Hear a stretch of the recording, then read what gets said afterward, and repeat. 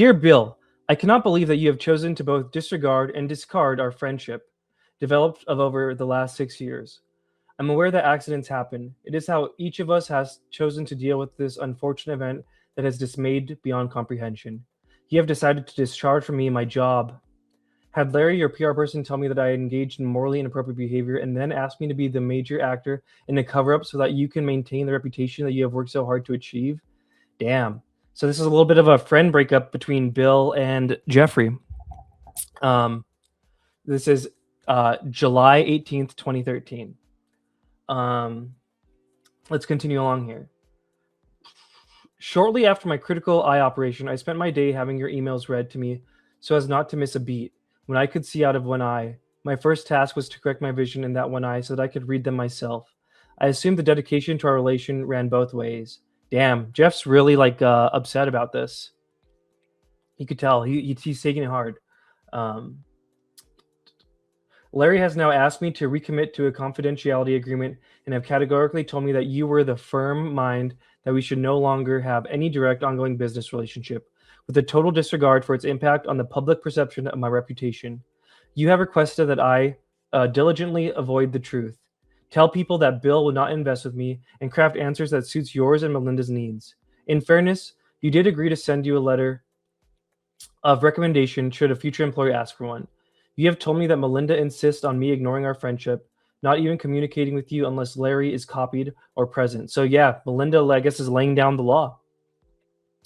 Though you have consistently maintained that I could have done a better job and that I was underpaid compared to my contribution. You then, where are we at here? Sorry. You then, beyond all sense of fairness and frankly decency, said that as generous compensation for keeping the Gates reputation intact, you would let me keep what we agreed I had already owned, the investment participations, and give me a total of 2 years severance, similar to that of Christine Turner. A casualty of a former accident, I can assure you that if the shoe was on the other foot, I would have said, Boris, this is not your fault. I confess to Melinda, you didn't. It was a moment of weakness, and I promise that I will do anything within my power to make it right for you. So it sounds like, and I think we're going to get to it later, that Bill Gates got in trouble with his wife for probably cheating on her. And then instead of being like, hey, yeah, my bad, he was like, well, it was actually Jeffrey's fault. I shouldn't be hanging around him. Wow. What a bitch move, Bill Gates. Okay. Let me see.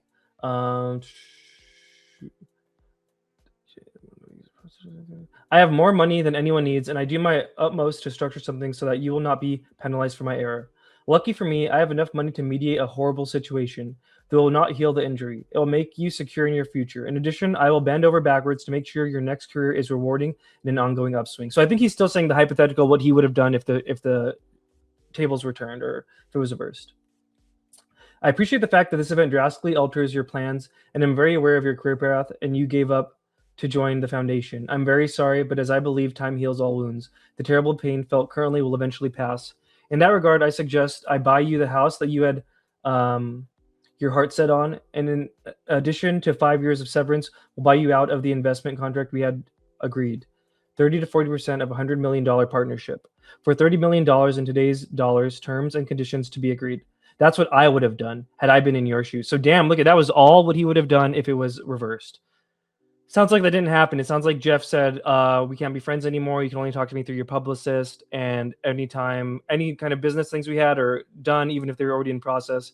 Whereas Jeffrey Epstein is saying in a little bit of a, he's really upset, you could tell, that he would have done everything and then some still. That's what I would have done had I been in your shoes. What I did receive, however, was an unfriendly, strongly worded email telling me how employable I am and that I should not look to you for any significant financial help in the future. To add insult to injury, you then subsequently, with tears in your eyes, implore me to please delete the emails regarding your STD, your request that I provide antibiotics to you that you can surreptitiously give to Melinda, and the description of your penis. Damn. So yeah, this is where the big T part of this email comes from. So I guess Melinda found the emails. So not only was he cheating on his wife, he caught an STD, and then he was trying to secretly give her STD medicine. And, Tupa's not here yet, but I know if he was here, he'd be like, this was the guy telling us to take vaccines for COVID, right? Can't make this shit up. You cannot make this shit up. I provide you antibiotics that you can surreptitiously give to Melinda, and the description of your penis. He also made it clear to me that I am not to refer to blank. That is another topic that must remain between the two of us. In return for all of these requests, which I would have done without a second thought, I am not to attend meetings with Melinda. I should continue to provide you the same level of service and dedication that I have done so diligently until you are ready to discard me in our friendship, sometimes after the first of the year. I have attempted to weigh my options carefully. You are a great person who has done a great deal of good. I am concerned that if Melinda decides, as you said, to file for a public divorce, the damage done to the pledge program would alone result in billions of dollars of money no longer being used for social good, as I'm sure that some wives and husbands would feel free to retreat from their commitments. The voice you have used so well to carry forth your ideals would at least be for some period of time stifled, and many good programs, by no fault of their own, would suffer. I'm also acutely aware that my own voice and career would be damaged. Damn. I'm not gonna lie, I feel kind of bad for Jeff in this situation. You could tell he's really hurt. It sounds like he really valued the friendship with Bill Gates here. And then Melinda, you could tell he's hurt. He was done dirty by his friend, and now, and he kind of was a prophet because they ended up getting divorced, like what, 7 years after this or so? Let's see. Anjali's here. She says, "Hi, RBK. Hi, chat." T-Ray says, "I'm not the most knowledgeable on Epstein in this." Data says, "Bill has always been a shady fuck."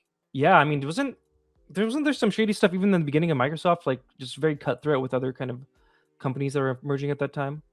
T-Ray says affiliations, but is it reasonable to suspect he was a Mossad asset?